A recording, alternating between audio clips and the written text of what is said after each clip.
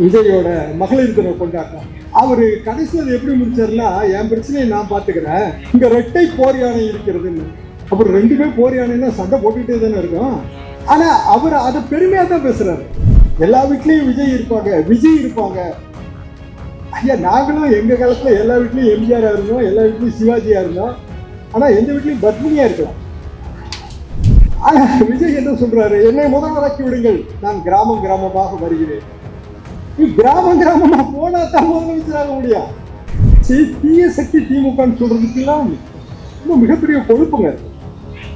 எம்ஜிஆர் சொன்னது இல்லைங்க. அதை இன்னைக்கு விஜய் என்ன சொல்றாருன்னா, 2500 ரூபாயா, 60 வயது வரைக்கும் 2500 ரூபாயா, 60 வயது வரைக்கும் 2500 உண்மையிலே பணம் தேவைப்படுறது அதுக்கு பின்னாடி. காங்கிரஸ் கட்சி என்ன சொல்லுச்சு அப்படின்னா, எங்களுக்கு ஆப்ஷன் இருக்குங்க, தாவேக்கு ஆப்ஷன் இருக்கு, அங்க போனா எங்களுக்கு 70 தொகுதி கிடைக்கும். நான் உண்மையிலே போகணும்னு தான் நினைச்சேன். ஏன்னா விஜய் ஒழிக்கிறதுக்கு இதுதான் சிறந்த வழின்னு எனக்கு தோணுச்சு.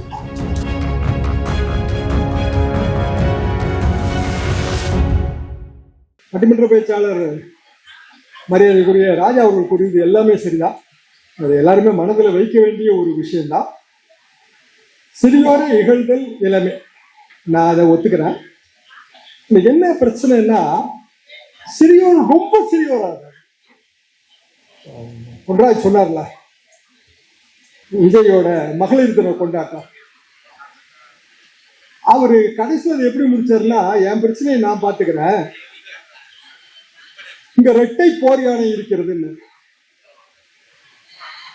ரெண்டு போர் யானை, அப்புறம் ரெண்டுமே போர் யானைன்னா சண்டை போட்டுக்கிட்டே தானே இருக்கும்.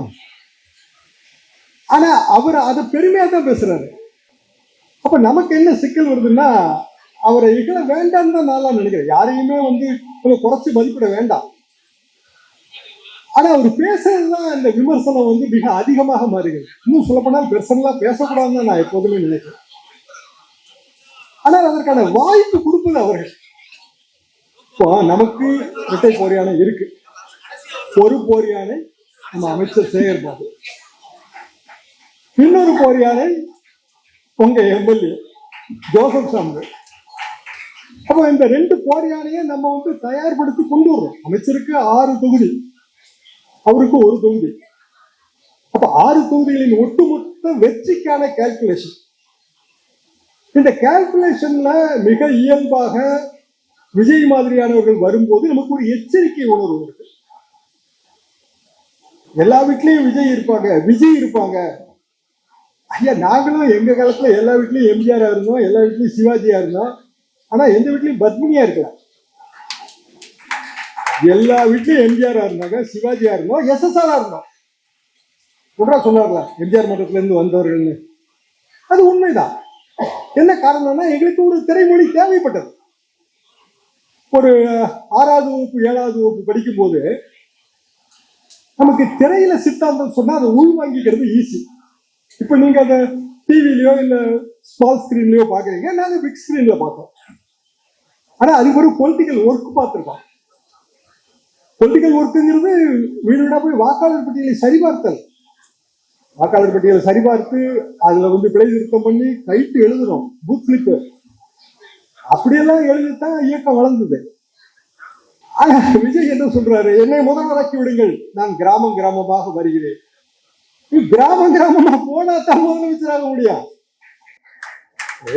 எங்க ஊருக்கு நாவலர் அண்ணா வரும்போது ஒரு வகையில ஈஸி. அதனால அங்க கைத்துக்கட்டு தான் போட்டு வச்சிருக்கோம். திருத்துறைப்பூண்டி பக்கம் சின்ன கிராமம். கைத்துக்கட்டுல அண்ணா படுத்துருவாரு. அவரோட உயரம் கொஞ்சம் குறைவு. நாவலருக்கு படுக்கவே முடியாது, கால் நீட்டிக்கிட்டே இருக்கும். இதை விட பெரிய கைத்துக்கட்டு போட முடியாதான்னு கேட்பாரு. முடியாது, ஏன்னா அவ்வளவுதான், எங்க சைஸ் அவ்வளவுதான், கைத்துக்கட்டு சைஸ். ஒரு சின்ன கிராமத்துல பேச வருவாங்க, சைக்கிள் பின்னாடி உட்காந்து போவாங்க. ஊர்ல இருக்கிற மெஸ்ல டோக்கன் மாதிரி வாங்கி கொடுத்துருவோம். மார்னிங் டிஃபன் அதுதான், மத்தியானம் சாப்பாடும் அதுதான். நைட்டு யாராவது திராவிட இயக்க தோழர்கள் அதுல சைக்கிள்ல பின்னாடி உட்கார வச்சுட்டு போய் எங்க மீட்டிங்கோ அங்க சாப்பாடு போட்டு விட்டுருவாங்க. இப்படி கிராமமா போனதுனாலதான் நீங்க எல்லாரும் இங்க உட்காந்துருக்கீங்க. இன்னைக்கு இது பெரிய நகர்ப்புறமா இருக்கலாங்க. நான் வரும்போதுதான் பார்த்தேன், அட்டையப்பா இது அம்பத்தூர் இப்படி இருக்கு, லைட் எல்லாம் ஜொலிக்குத. லைட் எல்லாம் ஜொலிச்சதுக்கு யாரு காரணம்? நம்ம காரணங்க. இன்னைக்கு இவ்வளவு மின்சார விளக்கு வெளிச்சத்துல எல்லாரும் இருக்கோம்னா நம்ம காரணம். நம்மனா நம்ம தேர்ந்தெடுத்த ஆட்சி. தேர்ந்தெடுத்த ஆட்சினா இன்றைய முதல்வர் திரு மு க ஸ்டாலின்.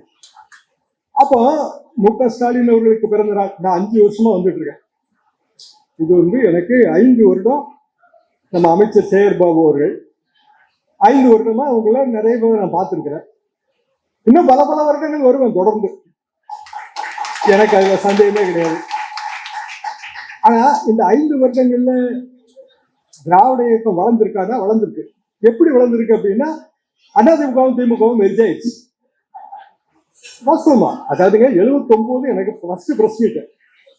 ஃபர்ஸ்ட் பிரஸ் மீட் என்னன்னா திமுக அதிமுக இணைப்பு. ஃபர்ஸ்ட் பிரஸ் மீட் எத்தனை வருஷத்துக்கு முன்னாடி பாருங்க, 79. பிஜு பட்நாயக் வராரு. அவர் அப்போ ஒரிசால வந்து ஒரிசாக்காரர் மத்திய அமைச்சர். இந்திரா காந்தி அம்மா வந்துடக்கூடாது, இதுதான் நோக்கம். இங்க வந்து அண்ணா தனித்தனியா வந்து கலைஞரை பார்த்தாரு, ஸ்டாலினை பார்த்தாரு, மன்னிக்கணும் கலைஞரை பார்த்தாரு, எம்ஜிஆரை பார்த்தாரு. 2 தலைவர்களும் சேப்பாக்கம் கெஸ்ட் ஹவுஸ்ல உட்கார்ந்து அந்த பேட்டிங்க. நாங்க வந்து எம்ஜிஆர் மடத்துல இருக்கும்போது உதவி சுட்டு ஓட்டு போட்டோம். அப்ப வந்து திமுக தான் எம்ஜிஆர். பொன்ராஜ் எனக்கு கொஞ்சம் ஜூனியர் செட்டு, அதனால அதிமுக பிறந்த பிறகு வந்திருப்பாரு. 72க்கு பிறகு இல்ல அந்த 80களில் ஓட்டு போட்டிருப்பீங்களா? 80, 85ல போட்டிருப்பாரு. நான் வந்து அப்ப அதுக்கு முன்னாடி இருந்து ஓட்டு போட்டுக்கிட்டே இருக்கிறேன். இப்போ எங்களோட ஆர்வம் வந்து 2 இயக்கமும் இணையணுங்கிறதாங்க. நிஜமாவே சொல்றேன். இப்ப எதுக்கு சண்டை போடுறாங்க? வேண்டியது இல்லை. தீய சக்தி திமுகன்னு சொல்றதுக்கெல்லாம் இன்னும் மிகப்பெரிய கொழுப்புங்க. எம்ஜிஆர் சொன்னது இல்லைங்க. அத எம்ஜிஆர் அவர்களுக்கும் கலைஞர் அவர்களுக்கும் மனத்தாங்கல். அவர் கலைஞரை தான் சொன்னாரு. எம்ஜிஆர் எப்படி சொல்லுவாரு? அவர் திமுகவோட பொருளாளர், 72 வரைக்கும் பொருளாளர். பொன்ராஜ் சரியா சொன்னாரு. திமுகவும் அதிமுகவும் இரட்டைக்குழல் துப்பாக்கின்னு 77ங்க சட்டமன்ற பேச்சு. 77ல அவ்வளவு பெரிய போராட்டத்துக்கு பிறகு எம்ஜிஆர் முதலமைச்சரான பிறகு திமுகவும் அதிமுகவும் இரட்டைக்குழல் துப்பாக்கினாரு. இப்போ அது ஒற்றைக்குழல் துப்பாக்கியா மாறிட்டு இருக்கு. ஓபிஎஸ் வந்துட்டாரு. திருமங்கலத்துல இன்னைக்கு மாபெரும் கூட்டம். அமைச்சர் தாமதமா வராரா இல்ல வரமாட்டாருன்னு எனக்கு தெரியல. ஆனா திருமங்கலம் கூட்டம். அப்போ ஓபிஎஸ் முன்னாள் முதல்வர், அவர் அதிமுக, அவரையே சேர்க்கணும். அதுல ஒரு 3 சீட்டு போகும்ல. போகும்போது நம்ம கட்சிக்காரன் அங்க இருப்பாங்க, அவனுக்கு மனத்தாங்கல் வராதா? ரொம்ப நியாயமான கேள்விதான், இதை நான் மறுக்கவே இல்லை. ஆனால் நிலைமை எப்படி இருக்கு அப்படின்னா, நமக்கு ஒரு ஓட்டு முக்கியம். இல்ல உங்க எம்எல்ஏ ஜெயிச்ச மாதிரி 40,000 ஓட்டு வித்தியாசம் ஜெயிக்கலாம். நான் ஜெயிக்க கூடாதுன்னு சொல்லல. 30,000 40,000 ஜெயிப்பாங்க. ஆனா 5,000 ஓட்டு கீழே நமக்கு எத்தனை தொகுதி போகுது? 40 தொகுதிங்க. 1000 ஓட்டு கீழே வந்து 15ல இருந்து 20 தொகுதி போயிடும். அப்போ எல்லா ஓட்டுகளையும் அடைக்கணும். 66 அண்ணா கூட்டம் ஒத்தக்கடை பக்கத்துல. நாங்க காலேஜ் ஸ்டூடெண்ட்ஸ் கூட்டம் கேட்க போறோம். அண்ணா சொல்றாரு, 62ல் இந்த திமிங்கலத்தை பிடிப்பதற்கு நான் ஒரு வலை விரித்தேன். திமிங்கலம் காங்கிரஸ். ஆனால் வலையில் துவாரங்கள். திமிங்கலம் தப்பி விட்டது. 62 மீண்டும் காங்கிரஸ் ஆட்சி வந்துருச்சு. இந்த முறை சரியாக வலை விரித்திருக்கிறேன், எந்த துவாரமும் கிடையாது, திமிங்கலம் தப்பாதுன்னு. அதாவது அந்த கூட்டணி ஃபார்மேஷன். அப்போ அந்த கடமை வந்து தலைவர்களுக்கு வந்துருது. நமக்கு வந்து அதுல கொஞ்சம் மனஸ்தாபங்கள் வரும், வரலன்னு நான் சொல்லவே இல்லை. அப்ப அதை தாண்டித்தான் வந்து அரசியல் இருக்கு. திட்டங்களை பத்தி பொன்ராஜ் சொல்றாரு. நான் எப்பவுமே திட்டத்துல தான் எனக்கு நம்பிக்கை அதிகம். என்ன காரணம்னா, அடுத்த தலைமுறைக்கு நிறைய செய்திகளை சொல்லிட்டு போக இருக்கு.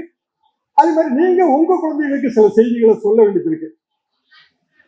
ஒரு வகையில பார்த்தா இந்த பேச்சை நான் எப்படி ஆரம்பிச்சிருக்கணும்னா, லேட்டஸ்ட் ட்ரெண்ட் படி ப்ரோஸ் அண்ட் சிஸ் அப்படின்னு ஆரம்பிச்சிருக்கணும். ஆனா நம்ம அதுக்கு முன்னாடியே அண்ணன் தம்பி எல்லாம் சொல்லியாச்சு. இப்ப புதுசா வந்து நீங்க இங்கிலீஷ்ல ப்ரோஸ் சிஸ் எல்லாம் சொல்ல வேண்டியதே கிடையாது. நாங்க எங்களோட ஸ்கூல் டேஸ்ல அரசியல்ல தோழர், இது ஒரு தனி வார்த்தைகள், கம்யூனிஸ்ட் வார்த்தை. அண்ணாவே தோழர் அண்ணாதுரைங்க அடிச்சதான் நாங்க நோட்டீஸ் போட்டிருக்கோம். அதுக்கு பிறகு காங்கிரஸ். காங்கிரஸ் வந்து தலைவர் என்ன சொல்லுவாங்க, எல்லாரும் அங்க தலைவர்கள் தான், தப்பு இல்லை. அப்போ அண்ணன் தம்பி அப்படிங்கறதெல்லாம் இயக்கத்துக்குள்ள கொண்டு வந்தது 1950களில். இன்னைக்கு நீங்க அதை ஆங்கிலப்படுத்தி சொல்றதுனால அது புதுமையான வார்த்தையா மாறாது. ஆனாலும் சொல்றாங்க. அப்படி சொல்லும் போது நம்ம இகழ்தல் தேவைப்படுகிறது என்பது எனது கருத்து. புகழ்தல் மட்டுமே வெற்றியை தேடி தராது, அது சரிதான். இகழ்தல் தேவைப்படுகிறதா இல்லையா? தேவைப்படுகிறது. அரசியல்ல இகழ்தலை நம்ம தவிர்க்க முடியாது. திட்டங்களை நம்ம மக்களுக்கு கொண்டு போய் சேர்க்கணும். ஆனா பெரிய பெரிய திட்டங்கள், அணைக்கட்டு திட்டங்கள், இல்ல பெரிய பெரிய திட்டங்கள், அது மக்களுக்கு போய் அவங்களுக்கு பயனா மாறுறதுக்கு கொள்ள காலம் பிடிக்கும், எக்கச்சக்க டைம் ஆகும். சில திட்டங்கள் நமக்கு உடனடியாக போய் சேருது. அந்த திட்டங்களை நம்ம நிறைவேற்றிட்டு இருக்கிறோம் இல்லையா?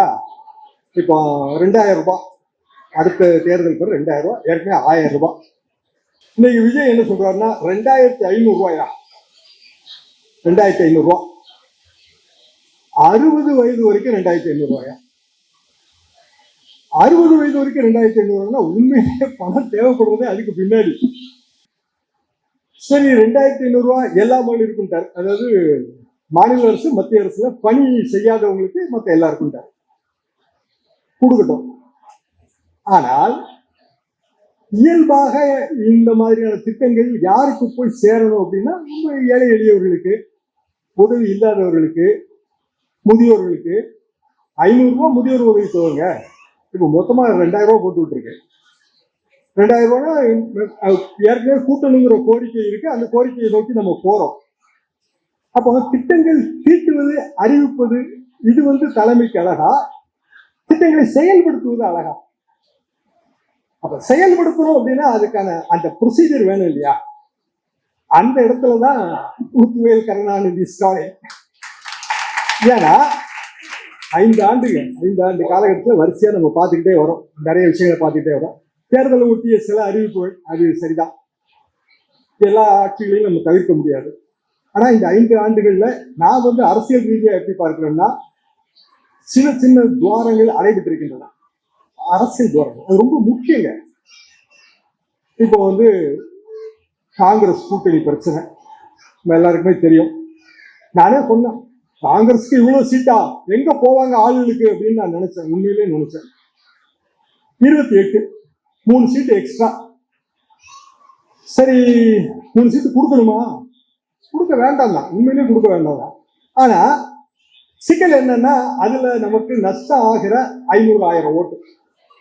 கன்னியாகுமரி, தூத்துக்குடி பார்டர், திருநெல்வேலி பார்டர், இதில் தாங்க காங்கிரஸ் கட்சிக்கான ஓட்டு வங்கி இருக்கு. பிற இடங்கள்ல ஒரு 2000-3000 அதுதான் இருக்கும். உண்மையிலே அவ்வளவுதான் இருக்கும். தளபதி எம்எல்ஏ சொன்னதுல அது சரிதான், தப்புன்னா நான் சொல்லவே இல்லை. அந்த 2000-3000 வாக்கு தேவைப்படுகிற ஒரு காலத்துல நம்ம இருக்கிறோம். அது மட்டும் இல்ல, அது எப்படி அத்தியாவசியமாகுதுன்னா, ஏதாவது ஒரு வகையில இவ்வளவு தூரம் கஷ்டப்பட்டு எவ்வளவோ போராட்டங்களுக்கு பிறகு, இந்திய போராட்டத்துக்கெல்லாம் பிறகு ஒரு லெவலுக்கு கொண்டு நம்ம தமிழ்நாடு அரசியல நாங்க நிறுத்திருக்கோம். திருப்பி ஏதாவது ஒரு மாய கவர்ச்சியில் அது சிக்கிடக்கூடாது. இந்த இரட்டை யானை கவர்ச்சியில் சிக்கக்கூடாதுங்கிறது எங்க கருத்து. அப்போ இந்த 2000-1000 ஓட்டுக்கு நம்ம ஒரு விலையை கொடுக்க வேண்டியது இருக்கிறது. அந்த விலை தான் இந்த எக்ஸ்ட்ரா 3 சீட்டு. அதை நம்ம பொருட்படுத்த கூடாது என்பது எனது பார்வை. அப்போ காங்கிரஸ்க்கு ஒரு சவால் வந்துருச்சு. 25 கொடுத்தது, 18 ஜெயிச்சாங்க. 28 கொடுத்துருக்கோம், 28 ஜெயிக்கணும். அப்பதானே அவங்க வாங்கினதுக்கு அர்த்தமாகும். ஆனா வாய்ப்பு இருக்கு. என்ன வாய்ப்புன்னா, இந்த குறைந்த வாக்கு வித்தியாசத்துல வெற்றி வாய்ப்பை இழக்கக்கூடிய தொகுதிகள் வெற்றி வசப்படும். வெற்றி வசப்படும் போது அந்த 200+ டார்கெட் ஈஸி.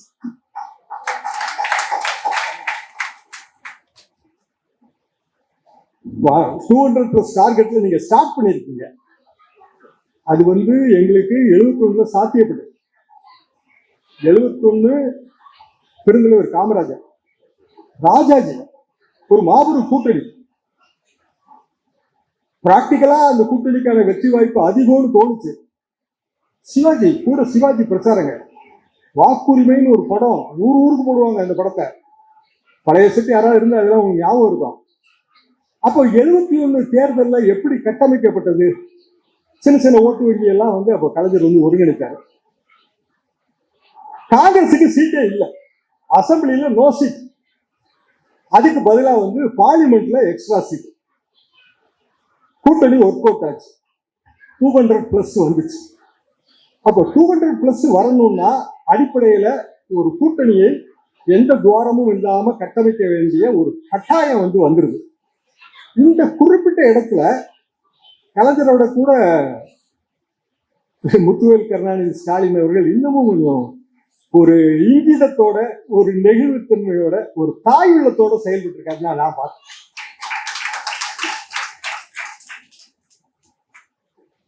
தாய் கோச்சுக்க மாட்டா. வீட்டுல புள்ள ஏதாவது கேட்டு தொல்லை பண்ணிட்டே இருக்குங்க, டார்ச்சர் பண்ணுங்க நம்ம பிள்ளைங்க. அடிப்பாளா தாய்? அப்பா போட்டு வெளுவெளுன்னு இழுத்துருவாரு. ஆனா அம்மா அடிக்க மாட்டா. அடிக்காம அப்படியே அரவணைச்சு கொண்டு போய் ஏதோ 3 கடலை மிட்டாய் கேட்டா ஒரு அரை கடலை மிட்டாயாவது கொடுக்கறது, அப்படி சமாதானப்படுத்தி கொண்டு போறது. இது தாய் உள்ளம். இது குடும்பத்துல பார்க்கலாம். அரசியல்ல இப்ப நான் பார்த்தேன் சமீபத்துல, முதல் நாள் வரைக்குங்க ரொம்ப கஷ்டப்பட்டுச்சு அந்த கூட்டணி உருவாகிறதுக்கு. அப்புறம் காசி வந்தாரு, அவர் பேசினாரு. ஒண்ணுமே இவங்க சரிப்பட்டே வரலைங்க. கிரீஷோடங்கிற அவரு ஏதோ கோவாக்காரர் தான். கோவால எப்பயா ஜெயிச்சீங்கன்னு கேட்டா எப்பவும் ஜெயிச்சேன்றாங்க. கோவால இருந்து இங்க அவர் என்ன சொல்றாரு, எங்களுக்கு ஆட்சியில பங்கு வேண்டும், அதிகாரத்துல பங்கு வேண்டும். அது கூட கேட்டுட்டு போட்டோம். உள்ளாட்சி தேர்தலில் பங்கு வேண்டும், சரி ரைட்டு. கூட்டுறவு சங்கத்துல பங்கு வேணும்னாரு. கூட்டுறவு சங்கம் ஓட்டே இந்த மெம்பர் எல்லாம் போட்டு தேர்ந்தெடுப்பாங்க, பொதுமக்கள் போடுறது கிடையாது. அது நான் எப்படிங்க பங்கு கொடுக்க முடியும்? எங்க ஊர் கூட்டுறவு சங்கத்துல நான் பங்கு கொடுக்க முடியுமா? நீ டைரக்டர் ஆகணும்னா மெம்பர் ஆகணும் போத. அது கேட்டாருங்க அவரு. அதுக்கு இங்க இருக்கவங்க ஆமா கூட்டுறவு சங்கத்திலையும் பங்கு வேணும்னாங்க. எவ்வளவு இரிட்டேஷன் வரும்னு யோசிச்சு பாருங்க. வேண்டாம்ப்பா, நீங்களும் வேண்டாம், உங்க கூட்டணியும் வேண்டாம், அப்படித்தானே தோணும். ஆனா அவர் அப்படி தோணலை. முத்துவேல் கருணாநிதி ஸ்டாலினுக்கு அப்படி தோணலை. சரி ரைட்டு, கொஞ்சம் கொஞ்சமா பேசி பேசி புரிய வைப்போம்னு முதல்ல ஆட்சியில் பங்கு அதிகாரத்தில் பங்கு நோ சான்ஸ் பேசாம விட்டாங்க. கூட்டுறவு சங்கத்தை பத்தி டிஸ்கஷனே வரல. உள்ளாட்சி தேர்தல் அது அப்புறம் பார்க்கலாம், அது ப்ராமிஸே தெரியல. விட்டா 2029 தேர்தல் அது கூட்டணியும் பேசுவாங்க போலதான் இருந்துச்சு. எங்களுக்கு எல்லாம் அப்பதான் தோணுச்சு. ஆனா கிரீஷோடங்கரோட சேர்ந்து இங்க இருக்கவங்களும் அப்படி சொன்னாங்க. அதுலதான் நாங்க கொஞ்சம் கடுப்பானோம். அதாவதுங்க ஒரு தொகுதி, அந்த தொகுதியில விருந்தினர்ல மாணிக்கதாவர் நிக்கிறாரு. உண்மையிலே நான் என்ன நினைச்சேன்னா, அந்த விஜய் பிரபாகரன் தான் ஜெயிக்கிறாருன்னு தான் நான் நினைச்சேன். கடைசி வரைக்கும் அவர் தான் முன்னிலையில இருந்தாரு. அங்க கே சார் என்னாச்சு, எங்க பழைய செட்டுங்க. அவர் ஒரு கடினமான தேர்தல் பணிகளில் கைதேர்ந்தவர். அவரை அடிச்செறிஞ்சாரு, இவர் வந்தார். இதான் உண்மை. ஆனா மாணிக்கதாவூர் சொந்த செல்வாக்கில் ஜெயிச்ச மாதிரியே தான் அவர் பேசினாரு. முழுக்க முழுக்க அவர் தான் பேசினார். அப்போ இப்படியான ஒரு காங்கிரஸ் கட்சியை வச்சுட்டு எப்படி இழுக்கிறதுங்கிற ஒரு தயக்கம் வந்துச்சு. காங்கிரஸ் கட்சி என்ன சொல்லுச்சு அப்படின்னா, எங்களுக்கு ஆப்ஷன் இருக்குங்க, தாவேக்கு ஆப்ஷன் இருக்கு, அங்க போனா எங்களுக்கு 70 தொகுதி கிடைக்கும். நான் உண்மையிலே போகட்டும் தான் நினைச்சேன். ஏன்னா விஜய் ஒழிக்கிறதுக்கு இதுதான் சிறந்த வழின்னு எனக்கு தோணுச்சு. நிஜமா அப்படிதான் நினைச்சேன். சரி இவங்க போய் சேர்ந்துட்டாங்கன்னா போதும். ஏன்னா அவங்க 234 தொகுதியில நிக்கிறதுக்கு இவங்களுக்கு ஒரு 70 தொகுதியை கொடுத்தாங்கன்னா 70க்கு 71 தோத்துக்குவாங்க நிச்சயமா. ஏங்க நம்ம 63 கொடுத்தோம், எத்தனை ஜெயிச்சாங்க? 70க்கு 71 தோப்பாங்க. இன்னும் கொஞ்சம் பேர் ஆளுக்கு கொஞ்சம் 10 சீட்டு 20 சீட்டு வாங்கி ஒரு 100 தொகுதி காலி பண்ணி விட்டுருவாங்க. அது அட்வான்டேஜ் என்னன்னா, 140 150 தொகுதியில ஒரு கட்சி நின்னா பெர்சன்டேஜ் போயிடும். சரி, இப்போ ஒரு 10% விஜய் வாங்கிட்டாருன்னு வைங்க. சிக்கல் என்னன்னா, அந்த 10% வச்சு அடுத்த தேர்தலில் கூட்டணி பேசுவாங்க. அப்போ கலைஞர் முதல்ல என்ன சொல்வாருன்னா, எங்கிட்ட இங்க பாரியா, ஜெயிச்சவன் சொன்னா சீட்டு கணக்கு, தோத்தவன் சொன்னா சதவீத கணக்கு. சதவீத கணக்கு டேஞ்சர். என்னன்னா அதை வச்சு அடுத்த கூட்டணி பேசுவாங்க. சதவீதமும் வரக்கூடாதுன்னா உசிதமான வழி காங்கிரஸ் அங்க போறது. ஆனா அதெல்லாம் கூட இவர் பொருட்படுத்தல. இவருக்கு தெரியாத கலைஞர் வசனமா, கலைஞரோட நாங்க சுத்தி இருந்த பத்திரிகையாளர்களுக்கு இவ்வளவு ஞாபகம் இருக்கும்போது அவருக்கு எப்படி ஞாபகம் இல்லாம இருக்கும்? அவரு விட வேண்டாம்னு நினைச்சாருங்க. எல்லாத்தையும் சேர்த்து கொண்டு போவோம், ஓபிஎஸ் வரட்டும், புதிய தமிழன் கிருஷ்ணாஜி பேசிட்டு இருக்காரு, வரட்டும். அது போக ஒரு சிக்கல் என்னன்னா, கிராமங்கள்ல நமக்கு இருக்கிற ஊழ்ஜாதி, நகர்ப்புறங்கள்ல அது பெருசா தெரியாதுங்க. ஊர்ல கிராமத்துக்காரங்க தான் நீங்க வந்திருப்பீங்கன்னு நினைக்கிறீங்க. நீங்க எல்லாரும் ஊர்கள்ல இருக்கு. அப்ப இந்த உள்ஜாதிகள்ல ஓட்டு பிரிவு வந்துடக்கூடாது. இப்ப எங்க தொகுதி ஒரு 1000 ஓட்டுல தான் ஜெயிச்சுது. திமுக உள்ஜாதிக்கு ஒரு பிரச்சனை. அப்ப இது எல்லாத்தையும் நம்ம கட்டமைக்கணுங்கிற ஒரு காலத்தின் கட்டாயம் வந்து மு.க. ஸ்டாலின் அவர்களுக்கு வந்து விட்டது. ஒரு காலத்துல நாங்க சர்வே எடுத்து போட்டுட்டு இருந்தோம். 1989 தேர்தல் முதல் சர்வே திமுக ஜெயிக்கும் சொல்றோம். காலையில ஸ்டாலின் அவர்கள் சைதை கிட்டுன்னு சைதா பட்டேல் அவர் பெரிய கைங்க, அவரை இன்னும் 2-3 நண்பர்கள் வீடு. அவர் கேட்டாரு ஸ்டாலின், சர்வேன்னு போட்டுருவீங்களா, அதெல்லாம் நிஜமானு கேட்டாரு. இப்ப தெரியும் நமக்கு சர்வே எல்லாம் நிஜம் இல்லைன்னு. அப்போ அவர் கேட்கிறாரு, இல்லைங்க அதெல்லாம் நிஜம்தாங்க, இது ஒரு அமெரிக்கன் சிஸ்டம், இந்த பாருங்க இதெல்லாம் எங்க கொஸ்டினர், இதெல்லாம் எங்களோட சர்வே ரிசல்ட் அப்படின்னு காட்டினப்ப அவர் வந்து இதெல்லாம் ரைட்டுங்க, இதெல்லாம் நீங்க போட்டீங்கன்னா கட்சிக்காரன் வேலை பார்க்காம போயிடுவான், அது ரொம்ப முக்கியம் இல்லையான்னாரு. அதுவும் சரிதான், ஏன்னா ஜெயிப்போம்னு சொல்லிட்டா வேலை பார்க்காம போயிடக்கூடாது. அப்போ நம்ம ராஜாவோட அந்த எச்சரிக்கை அதை நீங்க நினைவில் வச்சுக்கலாம். எப்படியாக இருந்தாலும் அடுத்த இந்த 1.5 மாதம் ரொம்ப கடினமான மாதம். கடினத்தையும் ஒரு நன்மை, நம்ம ஆர்.என். ரவியை நம்ம அங்க அனுப்பிட்டு, ஆனா அதையும் ஒரு நஷ்டம் இருக்கு. அவர் நமக்கு நட்சத்திர பேச்சாளர், ஸ்டார் ஸ்பீக்கர், அவரை அங்க அனுப்பி வச்சு காலையில முதலமைச்சர் போய் ஒரு பூக்கூத்து கொடுக்குறாருங்க. எவ்வளவு பெருந்தன்மை பாருங்க. சத்தியமா நானா இருந்தா போக மாட்டேன், இவ்வளவு பேசுனீங்க எப்படி போக முடியும். போறாரு, சட்டமன்ற கூட்டத்தொடர் நிறைவு நாள் அன்னைக்கு கவர்னருக்கு நன்றி சொல்றாரு. சரி, நானும் ஒரு கவர்னர் மாளிகையில பணியாற்றி இருக்கேன். சென்னாரெட்டி அவர்கள் டிரான்ஸ்பர் எப்படி வரும்னு எனக்கு தெரியும். சென்னாரெட்டி வந்து காலகாலமா வந்து ஜெயலலிதாவோட சண்டை, கத்திய உருவி சண்டை. 96ல நரசிம்மராவ் வந்து ஜெயலலிதாவோட கூட்டணி வைக்கணும்னு அவர் முடிவு பண்ணிட்டாரு. பிரதமர் ரஜினி வந்து அப்போ அவரு இதே கதை தான், தனி கட்சி, அது பெரிய அளவுக்கு பேசிட்டு வச்சுட்டு இருந்தாரு. நரசிம்மராவ் எல்லாம் போய் பார்த்து பேசினாரு, ஒன்றும் வேலைக்காகல. கூட்டணின்னு ஆன உடனே பிரதமர் வந்து போன் பண்றாரு கவர்னருக்கு, நாங்க எதுக்கு உட்கார்ந்துருக்கோம், என்ன போனுன்னா, உங்களுக்கு ஒரு அருமையான போஸ்டிங் காத்துட்டு இருக்கு காஷ்மீர்ல, அங்க போனீங்கன்னா உங்களுக்கு ஆல் இந்தியா பாப்புலாரிட்டி வந்துடும், அடுத்தது நீங்க வைஸ் பிரசிடென்ட் பிரதமர் சொல்றாரு. சென்னாரெட்டிக்கு அது கொஞ்சம் ஒரு ஆசை வந்துருச்சுங்க. இப்ப நான் என்ன, நாங்கெல்லாம் உங்களோட இருக்கோம், எங்களுக்கு என்னங்க வாய்ப்பு, நீங்க வந்து காஷ்மீர் போயிட்டீங்கன்னா டாக்கெட்டா வருது. அவர் சொன்னாரு, இல்ல ஓஎஸ்டின்னு ஒரு போஸ்ட் இருக்கு, officer on special duty, officer on special duty தான் என்னன்னு, அதுக்கு நீ வந்துரு, எவ்வளவு நாளைக்கு நீ இங்கே இருக்க போற, காஷ்மீருக்கு வந்தேன்னா ஆல் இந்தியா பாலிடிக்ஸ், இந்த ஆல் இந்தியா பாலிடிக்ஸ்ல ஒரு கவர்ச்சி உண்டு, போயிடலாம் போல இருக்க அப்படின்னு தோணும். சரிதா அப்படின்னு நினைச்சிட்டு இருக்கும்போது அவருக்கு 60வது திருமண விழா ஒரு ராஜ்பவன்ல, ஒரு இப்போ லோக் பவன் சொல்லுவோம், மக்கள் பவனத்துல வந்து ஒரு விருந்து, நானும் கலந்துக்கிறேன்.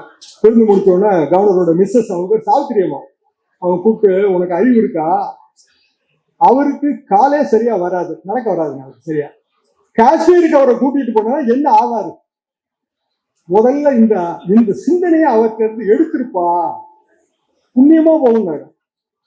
அப்புறம் அவரு கொஞ்சம் கொஞ்சமா பேசி, அதெல்லாம் வேண்டாம் நான் இங்கதான் இருப்பேன் அப்படின்னு பிடிவாதமா சொல்லி, நான் அப்ப நினைச்சேன், ரைட்டு இவர் இருக்கிறதுல ஒரு நன்மை இருக்கு. ஏன்னா அடுத்தாப்புல கலைஞராட்சி தான் வருங்கிறது தான் எங்க சர்வே. அப்ப கலைஞராட்சி வந்தா பதவி பிரமாணம் இவர் செஞ்சு வைப்பார்ல. இன்னைக்கு நம்ம கவர்னரை தலைமை நீதிபதிக்கு பதவி பிரமாணம் செஞ்சு வச்சோ அனுப்பிட்டோம். அங்க ஆர்டர் போட்டிருக்காங்க கல்கத்தால, ஜண்டு பாம், அப்புறம் டைகர் பாம், இதெல்லாம் கிலோ கணக்குல எங்கேயாவது கிடைக்குமா, ஏன்னா போய் கொடுக்க போறாருல, கிலோ கணக்குல வாங்கினா தான் மமதாவுக்கு அது கட்டுப்படியாகும். ஆனா மமதா பானர்ஜியோட பாலிடிக்ஸ்ல இவரும் இங்க இருந்தே வாங்கிட்டு போகணும். நம்ம பெருந்தன்மையா நடந்துக்கிட்டோம், கல்கத்தாலாம் பெருந்தன்மையா நடக்காது. இப்ப இவர் அங்க போய் என்ன பாடுபட போறாருன்னு நான் பாத்துக்கிட்டே இருக்கேன். ரொம்ப கஷ்டப்படுவாரு. நாகாலாந்துல இருந்து அனுப்பும் போதும் அங்க இருக்கிற ஃப்ரெண்ட்ஸ் சொன்னாங்க, இவரு ரொம்ப தேராதுங்க, நாங்கெல்லாம் பிரிவு சார் அவ்வளவுக்கு போகலைங்க, நாங்க இங்க நடத்தவே இல்லை, அதனால அந்த பிரச்சனையும் இல்லை. அப்போ இவரை அங்க அனுப்புறோம். ஆனா டிரான்ஸ்பருக்கு பின்னாடி நோக்கம் இருக்கு. ஏன்னா நான் அதை சென்னாரெட்டி காலத்துல பார்த்தேன். ஜெயலலிதாவோட கூட்டணி அப்படிங்கும் போது சென்னாரெட்டியை கழுத்து அனுப்பணும்னு நினைச்சாங்க. இப்போ மம்தாவுக்கு ட்ரபிள் கொடுக்கணும்னு நினைக்கும் போது இவரை அனுப்புறாங்க. இப்ப இப்ப இதுல பிராக்டிகலா வச்சு பாருங்க, அங்க இருந்தா ஒருத்தர் வந்து டெம்பரரி இன்சார்ஜா இங்க போடுறாங்களே. அப்ப வித்யாசாகர் ராவ் டெம்பரரியா வந்து இங்க என்ன பண்ணாரு, ராஜ்பவன்ல அவரு பஞ்சாயத்து பண்ணாரு, ஓபிசியும் இபிசியும் கை பிடிச்சி கோத்து விட்டாரு. ஒரு கை இப்ப நம்மகிட்ட வந்துருச்சு. அப்ப கவர்னர் காலங்காலமா செய்யறதுதான். ஆனா ஆர்.என். ரவி வந்து அவரோட சேவை என்னன்னா, சனாதனங்கிற வார்த்தைக்கு என்ன உண்மையான அர்த்தம், ஏன் நம்ம எதிர்க்கணுங்கிறத சொல்லி கொடுத்தாரு. தமிழ்நாடு பேர தமிழகம்னு மாத்துங்க, அதான் உங்களுக்கு நல்லதுன்றாரு. இவர் யாருங்க சொல்றதுக்கு? இன்னைக்கு பேராசிரியரோட நினைவு நாள் மே 7. ஒத்தக்கு நீர் எடுத்துப்பாங்க அவர் இருந்திருந்தாருன்னா. ஏன்னா தமிழ்நாடுன்னு பேர் வைக்கிறதுக்கு எவ்வளவு பாடுபட்டு, சங்கரலிங்கனார் காலத்துல உண்ணாவிரதம் இருங்க, ஒரு உயிர் நீத்து, அதுக்கு பிறகு எவ்வளவு கஷ்டங்களுக்கு பிறகு தமிழ்நாடுன்னு பேர் வச்சிருக்கோம். நீ பாட்டுக்கு எங்கேயோ பீகார்ல இருந்து வந்துட்டு தமிழகம்னு வச்சுக்கோங்க, பரவாயில்ல, அதான் நல்லது அப்படின்னு சொன்னா என்ன அர்த்தம்? நம்மகிட்ட சம்பளம் வாங்கிட்டு நமக்கே எதிராக பேசுறாரு. ஒரு நஷ்டம் எங்களுக்கு என்னன்னா, ஆர்.என். ரவி ஏதாவது அப்பப்போ சொல்லுவாரு, அப்பப்போ அவரை திட்டிட்டு இருக்கான். அந்த வாய்ப்பு இப்ப இல்ல. ரைட்டு, போயிட்டாரு. நாளைக்கு போறாரா, நாளை கழிச்சு கிளம்பி போறாரான்னு தெரியல.